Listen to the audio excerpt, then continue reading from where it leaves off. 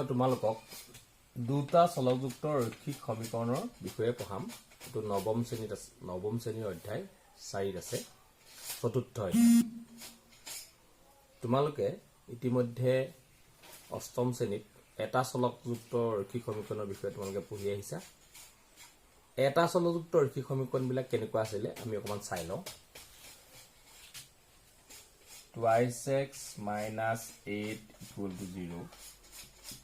ইয়াৰ সমাধান আমি এনেকৈ কৰিছিলোঁ 2x equal to 8, x equal to 8/2 equal to 4. এতিয়া ইয়াত সমাধান কৰোঁতে আমাৰ সহজকৈ আমি কৰিব পাৰিছিলোঁ। ইয়াত ফলক এটা আছিল আৰু নিৰ্দিষ্ট ইয়াৰ সমাধানটা ওলায়।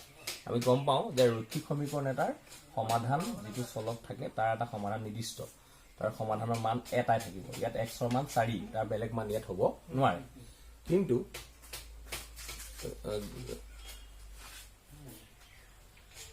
কিন্তু আমি এতিয়া দুটা চলকযুক্ত ৰৈখিক সমীকৰণৰ বিষয়ে পঢ়িবলৈ গৈ আছো। আমি দুটা চলকযুক্ত ৰৈখিক সমীকৰণৰ ক্ষেত্ৰত আমি কেনেকুৱা ধৰণৰ সমীকৰণ পাম।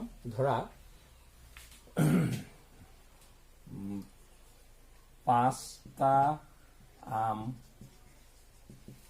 আৰু 4টা আপেলৰ দাম 50 টকা। ইয়াত এতিয়া আমি নজনা বস্তু দুটা আছে, আম আৰু আপেল। এতিয়া আমি আম আৰু আপেল দুইটা বস্তুৰ দাম আমি একেলগে উলিয়াব নোৱাৰোঁ, কাৰণ আমি এটা বস্তু যদি আমাক ক'লেহেঁতেন 5টা আমৰ দাম 50 টকা, তেতিয়া এটা আমৰ দাম আমি উলিয়াব পাৰিলোহেঁতেন। এতিয়া ধৰা হ'ল আমৰ দাম x টকা। ইয়াত আমৰ দাম বুলি ক'লে ধৰা হ'ল এটা আমৰ দাম x টকা আৰু এটা আপেলৰ দাম y টকা। এতেকে 5টা আমৰ দাম 5x টকা, 4টা আপেলৰ দাম 4y টকা। এটাকে সমীকৰণটো হ'ব 5x, দুইটা যোগ কৰিলে 5x plus 4y সমান 50। এতিয়া ইয়াত তোমালোকে কি দেখিলা, চলক কেইটা ধৰিলো আমি দুটা, x আৰু y, অজ্ঞাত ৰাশি দুটা। গতিকে এইটো হৈছে দুটা চলক বিশিষ্ট ৰৈখিক সমীকৰণ। গতিকে এনেকুৱা ধৰণৰ সমীকৰণবিলাকক দুটা চলকযুক্ত ৰৈখিক সমীকৰণ বুলি কোৱা হয়। আৰু ইয়াৰ পৰা তোমালোকে এই সমীকৰণবিলাকক আমি প্ৰামাণিক ৰূপ এটাত প্ৰকাশ কৰিব পাৰোঁ। যেনেকৈ এতিয়া তুমি সমীকৰণটো পালা 5x plus 4y equal to 50। ইয়াক যদি আমি লিখোঁ 5x plus 4y minus 50 equal to 0।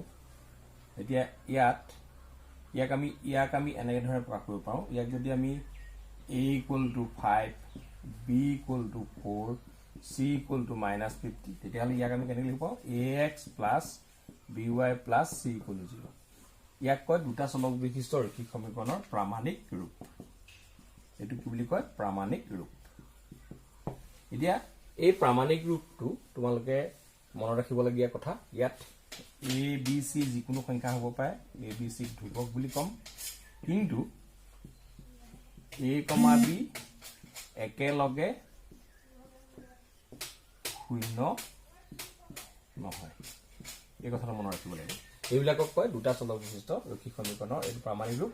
আৰু এনেকুৱা বিলাক অংক তোমালোকৰ আছে 4.1ত। তোমালোকে 4.1ৰ অংকবিলাক কৰিব পাৰিবা, ধুনীয়াকৈ কৰিব পাৰিবা। তাত একেবাৰে উজু আছে। তাত কেইটামান কথা খালি মন কৰিব লাগিব।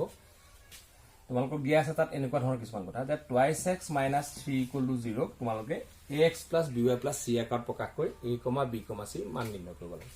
ইয়াত আমি এইটো y নাই, নাথাকিলে y সহগটো 0 ধৰি ল'ম। 2x plus 0 into y minus 3 equal to 0। a মান কি হ'ল 2, b মান কি হ'ল 0, c মান কি হ'ল -3। ঠিক সেইদৰে